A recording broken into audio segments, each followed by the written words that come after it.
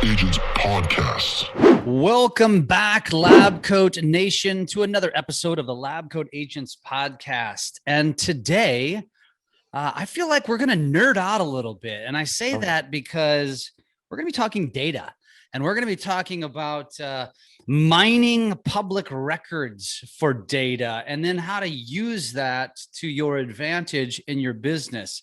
Today, we're going to be talking to Norris, who is the Vice President of Market Insights for a platform called PropertyRadar. And Aaron speaks publicly. You write nationally. You do all kinds of cool things. So I'm sure this is going to be something that you talk about on the absolute regular basis. Welcome to the show, Aaron Norris.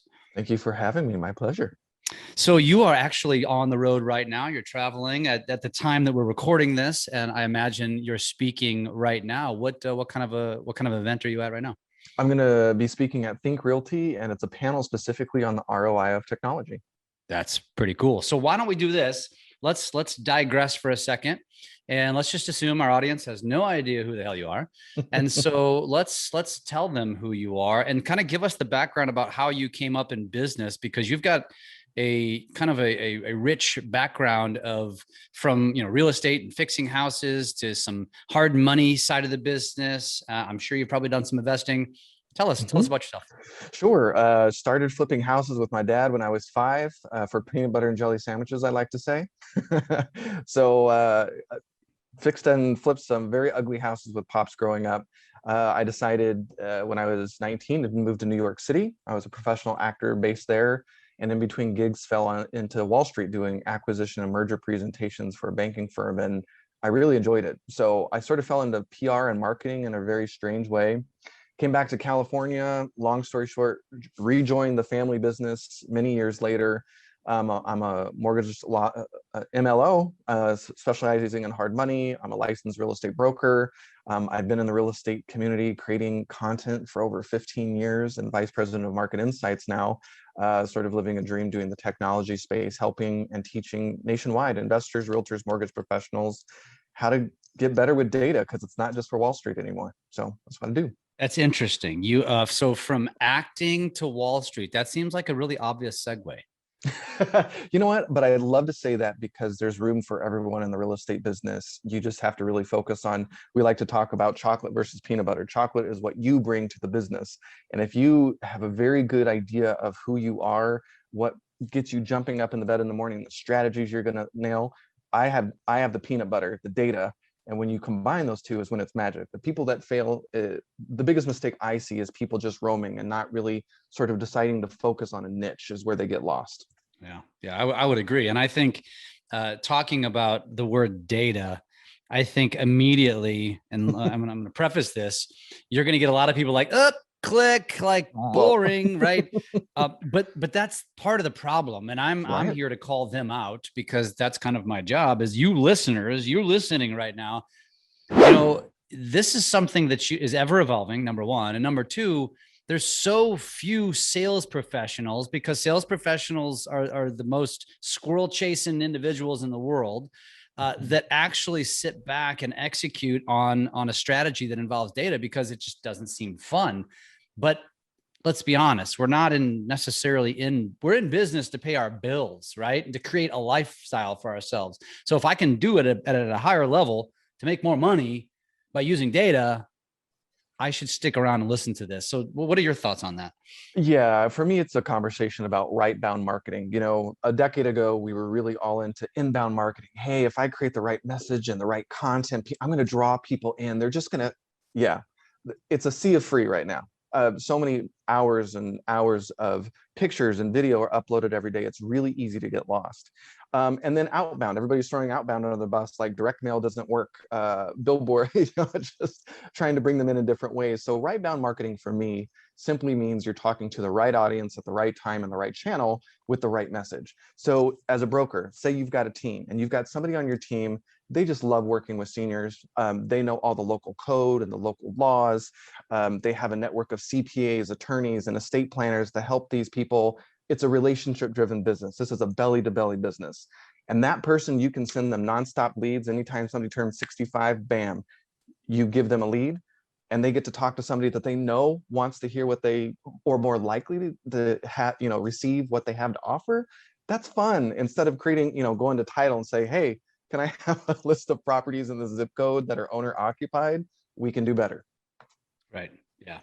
I love it. So talk a little bit about what now you're doing now, and how that applies. And then let's go deep on maybe some strategies that real estate agents could be utilizing in that. So let's talk a little bit about, again, what your current role is. What is Property Radar?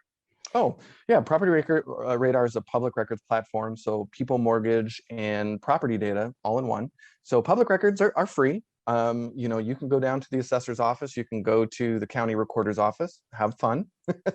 The beauty of Property Radar is we went nationally in November. We've been around for over a decade, serving 5 Western states. But being able to combine all that information and then layering on the demographic information with pre-appended emails and phone numbers, it's just a very powerful tool to create very robust and highly targeted, hyper-localized lists that are also dynamic. So we work with Zapier. So you bring your favorite CRM, your favorite marketing tools, and we couldn't be filling it with consistent leads. So that list that I mentioned previously, that somebody turns 65, somebody ages into that list, you could get 1 lead one at a time, instead of going to these list lead companies and having to buy every month like a list of 3,000 or something, and trying to figure out how to keep track of it all. It's a lot. So yeah, having all that information in one place and ability to see really interesting insights just makes it a lot more actionable.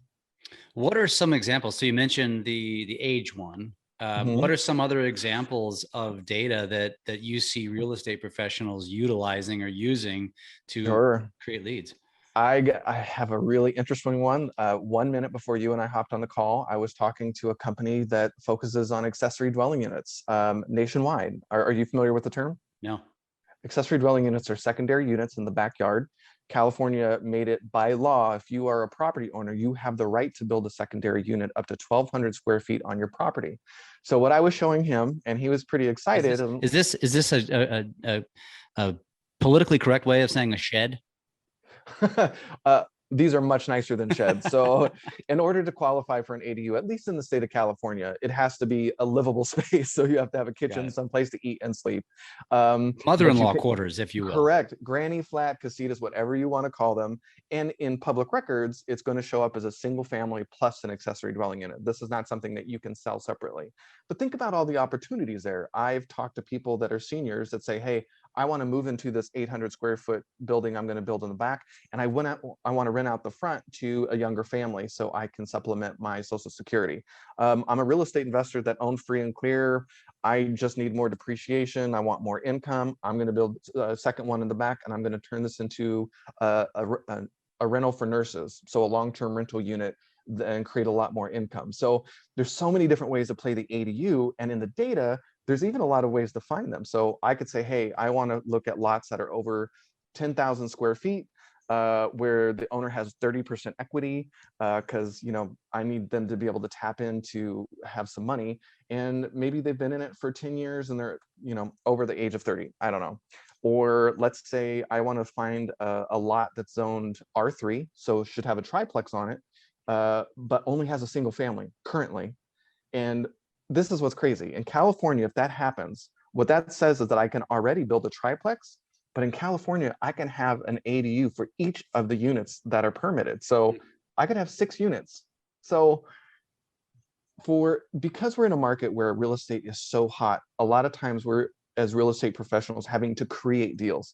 So if you're a realtor and you do not have a real estate investor in your back pocket, you're missing out, because these are people that do consistent deals over time. They're legacy builders, so they're collectors. So you have more of a chance to do business with them over and over and over again. They don't have to be just flippers. They could be landlords. So anyway, so many different ways to play that data play.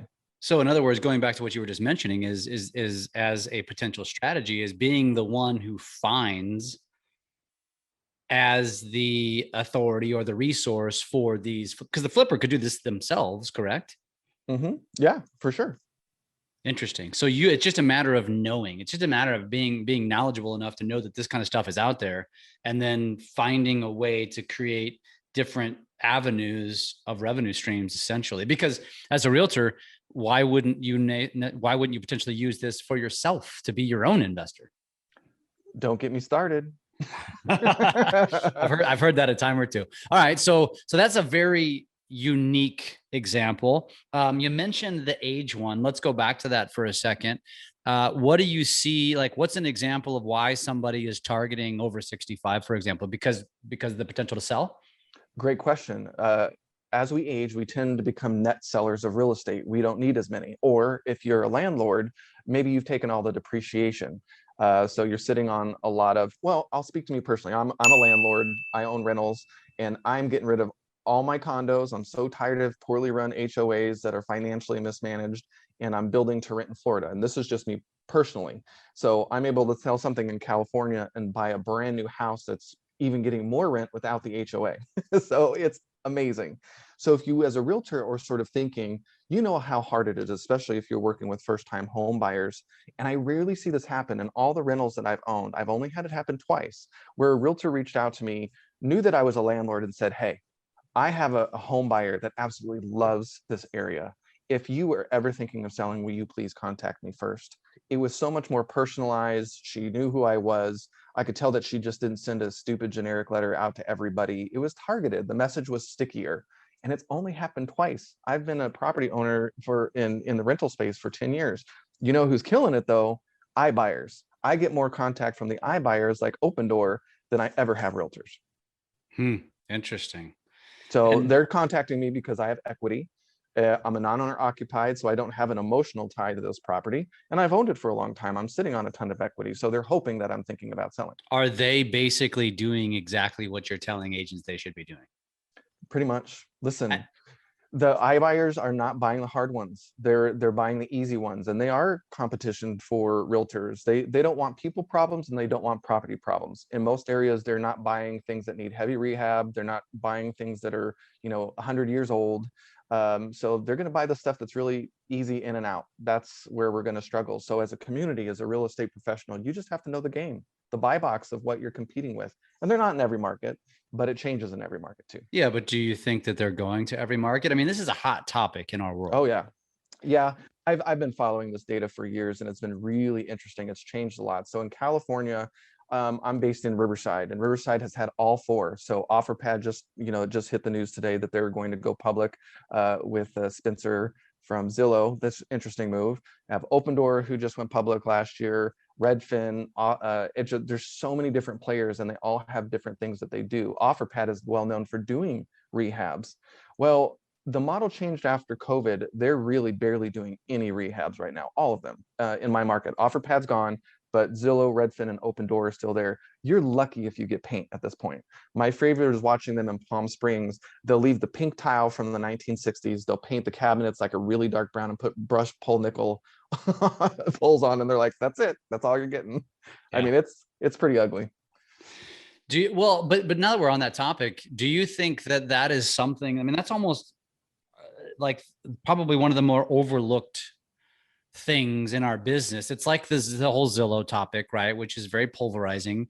The whole iBuyer, which is, by the way, is gone somewhat silent as a result of what's been happening in the real estate world. But first question, do you just think they're all just kind of sitting in they're just sitting in the wings? They're just waiting because we're going to have somewhat of a correction. I don't know if I'll call it a crash. We're going to have a correction. There's going to be probably a whole slew of foreclosures at some point. And are they just waiting to pounce? And so they're just kind of sitting silent because everything's selling for too much. They're not fitting into their model, right? What is your opinion on that? Oh, you opened up Pandora's box. I don't know if we have enough time. So depends on the market, but a fair percentage of what they buy. So a lot of this happens off market. Realtors don't even know because they're marketing to people like me. I'm never going to work with a real estate agent. I'm just selling it to them because I don't want to go through the listing experience.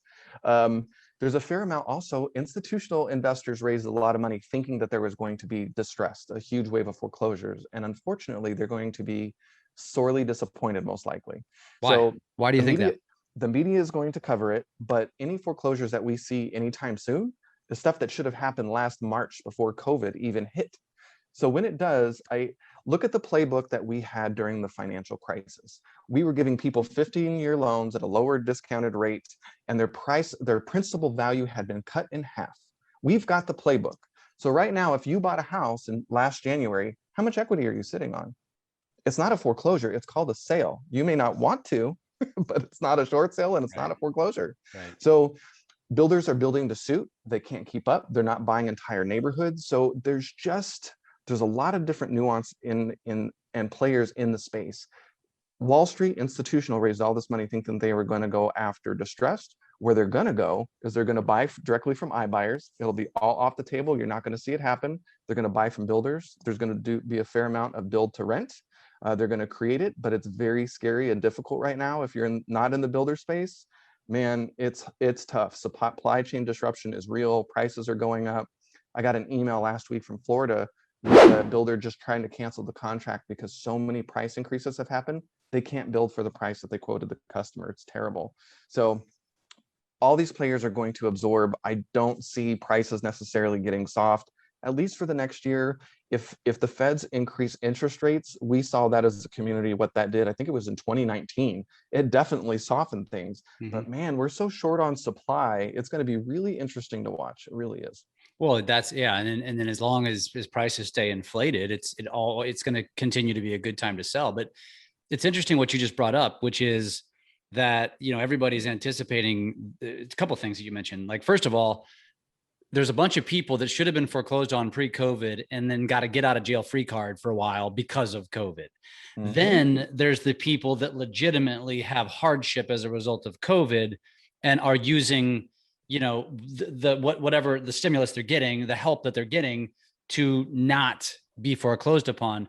But what you're saying is once we come out of this, which just makes total sense, and we've been saying this to realtors, like this is opportunity for them, is that they should be having conversations with their pipelines, with their SOIs, just to see how they're doing. And at some point, maybe the conversation is going to come up that, I lost my job. I'm not sure what's going to happen. I'm behind on my mortgage. And it's the perfect opportunity for a realtor to say, listen, I know you don't want to do this. I don't even want to think about this, but you have probably two options: foreclose or sell and come out ahead. And if you sell and come out ahead, you're going to do less damage to your credit.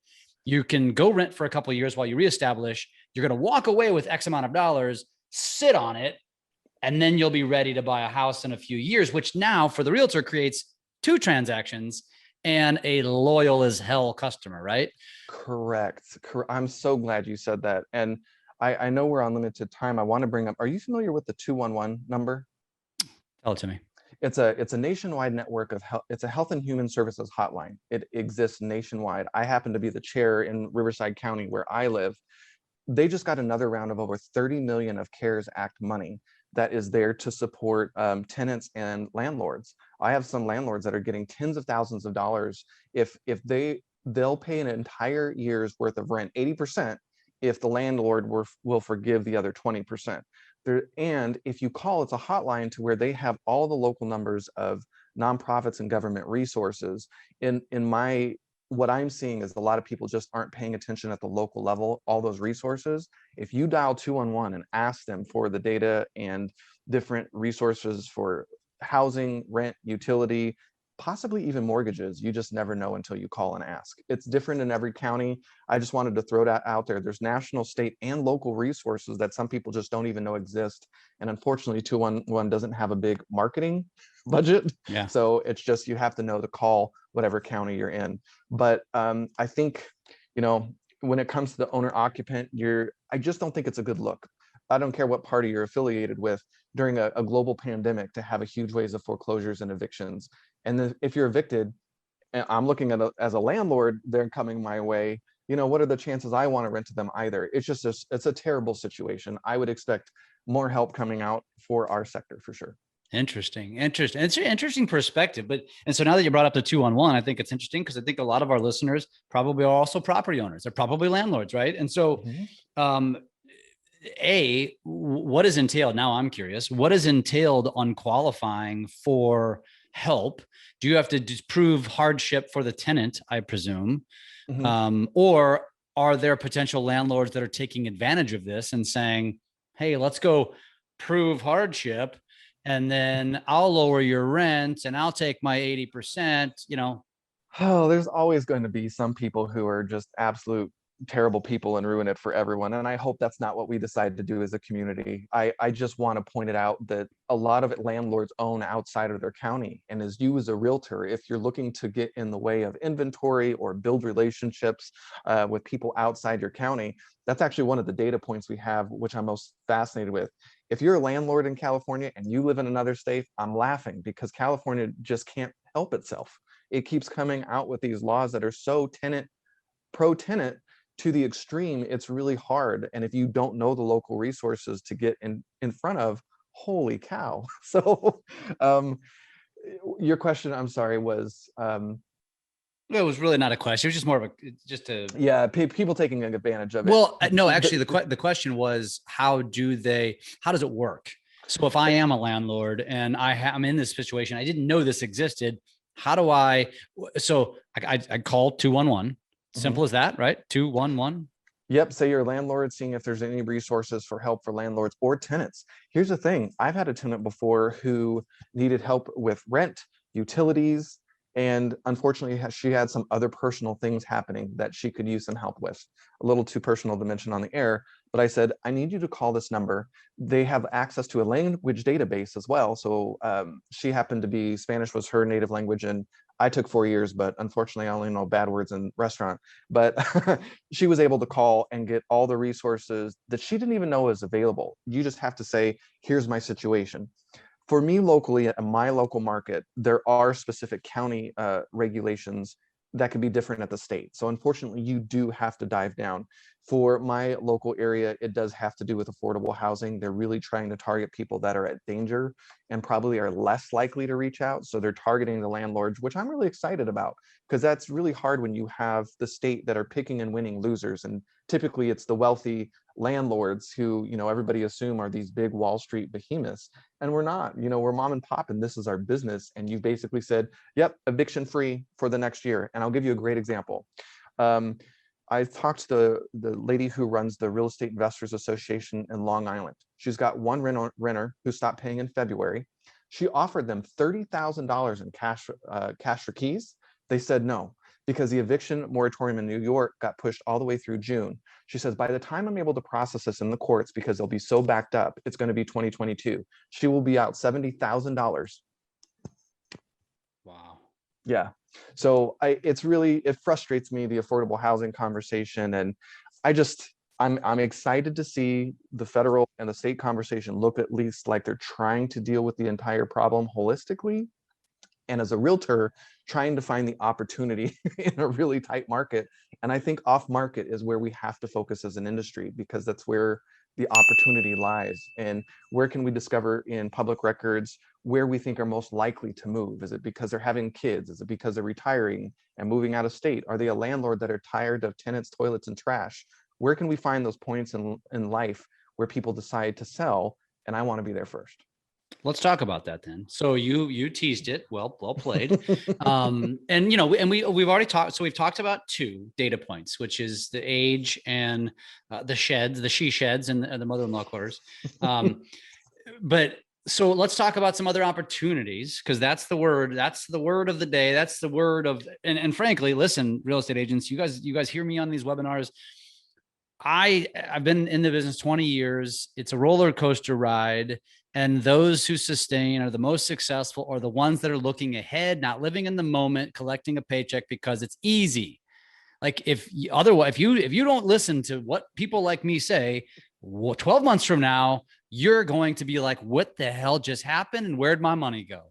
And now if you listen to the Aaron Norrises of the world and you hear these opportunities, you need to act on them now, even though you may not have the time. Make the damn time. So Aaron, let's give our audience some opportunities.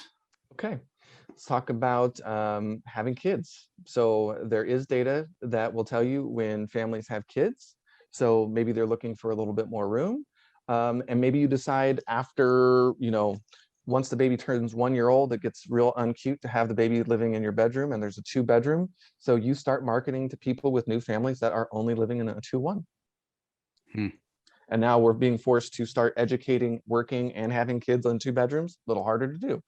This is a little glib. I just want you to know that it's out there. You can buy probate data, but if you're the hyper-local expert that reads the paper on or offline, and you know somebody has passed, you can look up that information and see home ownership. And please don't send a card saying, so sorry that he died. You want to sell your real estate? It's just, but that's even before it hits public record, which is really interesting. Maybe you work a market where there's these handful of houses that were built a long time ago, and there's been a lot of development where people have come in and just blown up the value. You know, you can specifically start targeting those people that own 100% free and clear and say, you know what? You're sitting on a ton of cash right now. If you're willing to turn this 2-1 with the basement into a 4-2 with a full basement, you're going to be able to greatly increase the value. We're going to be able to sell this to you, sell it, and get you into another neighborhood that you want to go. Like, I don't know. There's so many different weird opportunities in the data. Maybe you have some ideas. Oh, well, I was going to ask you some questions on what you mentioned. Let's do So it. first of all, you're in a market right now that's gone through that, which is Austin. And so you threw me off because you said the agent's going to reach out to the homeowner, suggest they do a big ass rehab, and then potentially sell their house. I guess there's twofold. I mean, I guess you're kind of educating them as to, hey, you have the equity, use it to improve your property, which will then improve this potential sale price.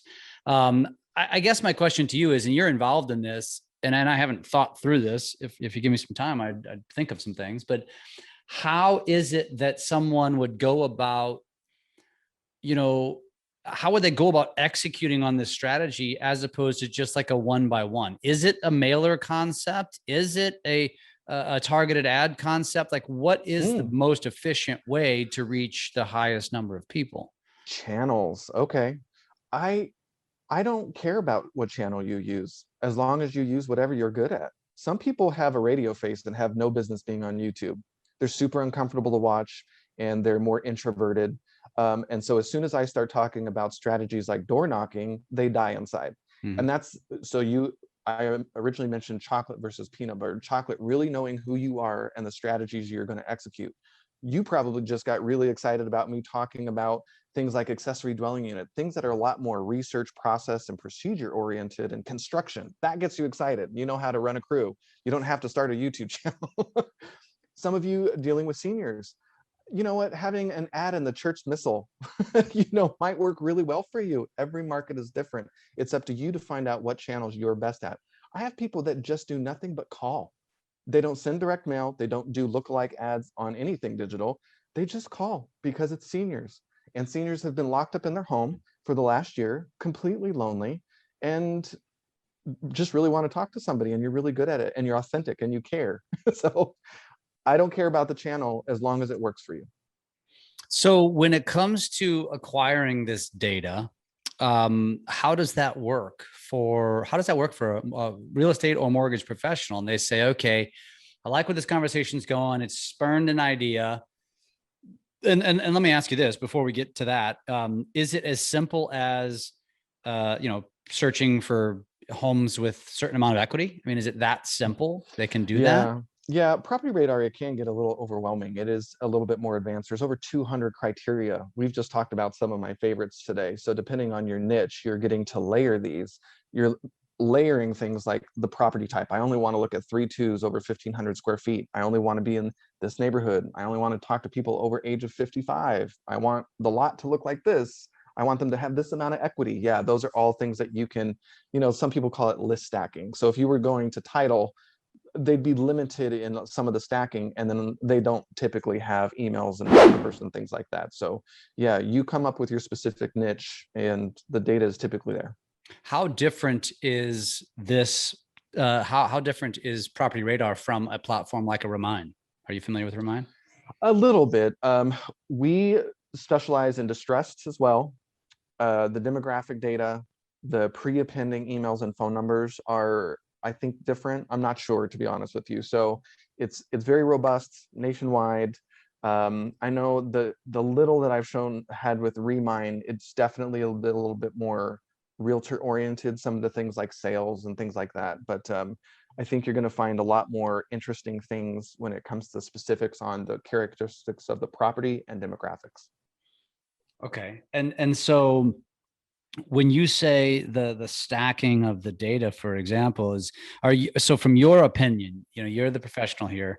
So if a realtor says, okay, I'm intrigued and I want to get into this, but I'm not really sure how to go super deep on the stacking, for example, like the first thing that comes to mind is I want to search a geographical area of homes that have 70% equity or 30% equity or more, right? Mhm. And so, a 70% kind of LTV kind of situation. I guess a lender might do that as well. When you see somebody do that, is that too broad in your Yeah. opinion? It is. It is. It is. I would typically say, like, let's do better. Let's go back and see everything that you've been able to accomplish in the last year. Where did they come from? I always like to start there. Let's just do a lot more of that. Let's see if we can make our marketing better around there, but let's see if we're creating personas. Do you have a persona? Do you find yourself gravitating to Gen Z already? Or are you just, millennials are your bread and butter? How do they want to be communicated with? How can we get in the way of more of them? Your marketing funnel might look very different from somebody that deals with the 55 and older crowd. So I always like to start there. I'm like, okay, great. And then you're right. Part of my job is to get people to dream with data, to ask the question, what's possible? What data in their life could change to where I could get, updates of singular opportunities instead of me trying to pull these lists, every quarter. So is it somebody having a baby in the family? Is it a death of one of the joint tenants? Is it somebody hitting a 50% equity mark? The dynamic data is what's pretty cool, to where, if you can come up with a persona, that's great. Or I definitely have teams that come to me and say, hey, I have somebody who specializes in historic zones. Great, let's create, a little triangle around these neighborhoods that we know are historic, or the age of the property is over this amount. And if the owners typically hold on for 30 years, let's only talk to them around year 27. Right. So it's different strategies, different data sets, but I think a lot of people just don't know what's possible. How accurate is the data?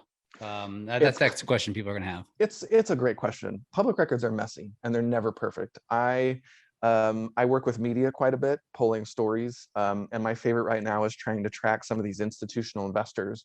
And in public records, I get to see all the title companies and all the errors being made, and how the names of the streets are misspelled, the name of entities. So there are errors, but public records is a very powerful place to start. And we do a lot of work trying to make the data as clean as possible, from multiple sources, and it's updated quite a bit. Like, all those different data sources are updated on different timelines, but some of them are daily in big cities. Really? So So it's pretty obvious, or you can be pretty confident that the purchase price, the purchase date are probably going to be accurate. That just is what it is. But where is Property Radar pulling an estimated value and pulling an estimated equity from? we're doing that based on going interest rates at the time of purchase, and then how much money was put down. And so there is a little bit. So we say estimated equity, and we're tracking all the loans. Maybe there's 3 loans deep. So, we're trying to stack and figure out what that equity percentage. So it's not perfect, but man, you're not going to go to your county recorder's office and do that on your own, for sure. Yeah. Yeah, no, I agree. Do you have any example success stories that you know of any real estate professionals that have used this platform? And if so, like what that looked like for them? Oh yeah, here on our company, the Norris Group, my family company used it in 2 different ways. So I'll just talk about me personally. Actually, 3 different ways. As a hard money lender, I was doing research on flippers in my backyard, and it changes drastically depending on the market. You can really see a lot of turnover. So on top of following the Ibuyers, I'm also following anybody who flips. I'm looking at the kind of rehabs they're doing. I went as far as buying one of those machines that look like handwriting. And so I would use Property Radar data daily. I would get the list of people who were flipping. I would look at the property and make sure it was somebody I would want to loan to. I wanted to make sure that they were doing quality work and it looked like they made money. And so on this, I would have this machine basically handwriting, like, dear Mike, your property on this looks really, really great. Try to make it as specific and automated as possible. So I used it for hard money, and then I connected with them on social media. My goal was to try to touch them in multiple different avenues and ways within like a week. So 3 different channels. So I used it there. My brother was in charge of our trustee sale buying division, and anybody who seriously did trustee sale courthouse buying as an investor in California, use PropertyRadar. I mean, once upon a time, you were spending $1,000 a month for one county for trustee sale data. Yeah, it's unbeatable. So anybody who was serious about trustee sale was using PropertyRadar. We used it quite a bit there. And now, personally, as I'm building in Florida, I'm really interested in going after lots. So trying to do skip tracing work, trying to find out who owns it. A lot of times in the market that I'm building, that's been passed down from generation to generation, and they don't have any emotional attachment to this land.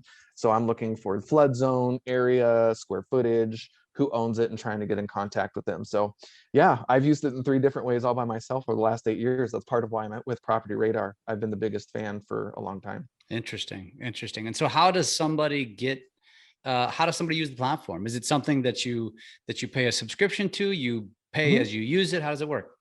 It's a subscription, and annually it ends up being $79 a month. You get 10,000 downloads, like lists, every month, and then you have a set number of dynamic lists that you can create. So when you and I were talking about the lists where they're age based by property or demographic, as people or properties are sort of aging into them, you can get sent leads one at a time. And then if you're really exporting emails and phone numbers, there's a per record charge on things like that.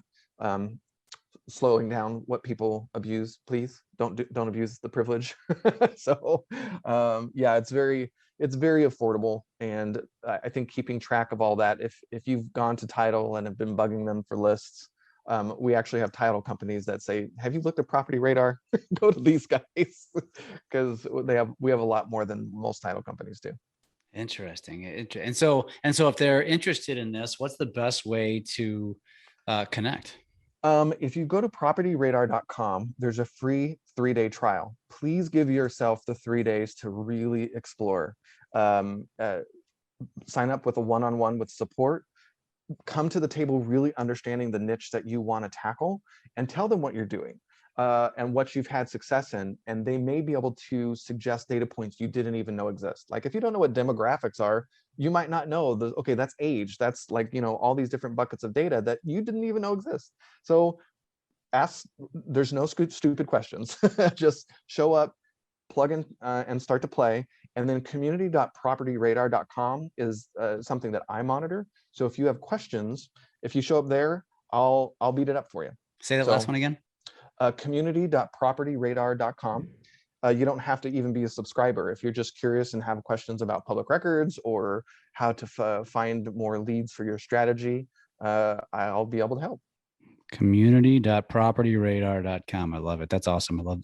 We always love free stuff where we can go explore. This is excellent. Aaron, if somebody wants to get in touch with you, what's the best place or way to find you? Aaron, AARON, at PropertyRadar.com, or the community is even better. That way I can send you insight. One of my favorite features of the product, if you get lost and you're like, I'm really looking for this, I don't know how to find it, I can quickly create it for you and share the link. And when you click the link, it pops up on your side with all the criteria pre-built. It's pretty fun. This is awesome. So folks, this has been an interesting conversation. I feel like we bounced around, we went down a couple of rabbit holes, but ones that I think that I would agree that with you, Aaron, is that there's a lot of opportunity. That's the word here.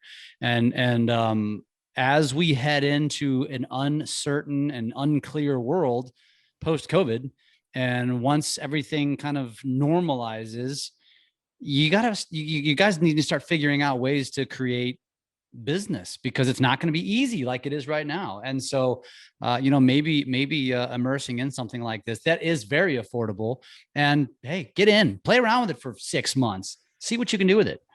Get good at off-market marketing. That's what I have to say. We've got to, as a community, get better. You've got Wallstreet on our tail, and just really start to pay attention to what they're doing locally. They're not in every market, but when they show up, they have a buy box.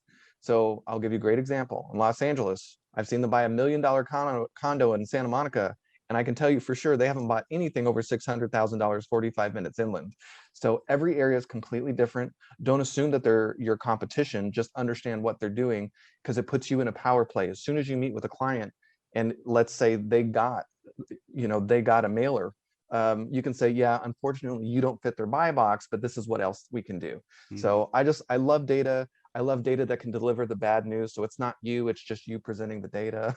So let's do more of that in 2021. I love it. Get good at off-market marketing. That is going to be the caption of this podcast, I think. If you don't know what that meant, you don't know what that means, you better listen to this one more time. And you know what? Probably go invest in PropertyRadar, because it sounds like a hell of a tool. That would be great. And I'm glad to help if I can. Aaron, I appreciate you being on today, man. This has been fun. Thanks, Jeff.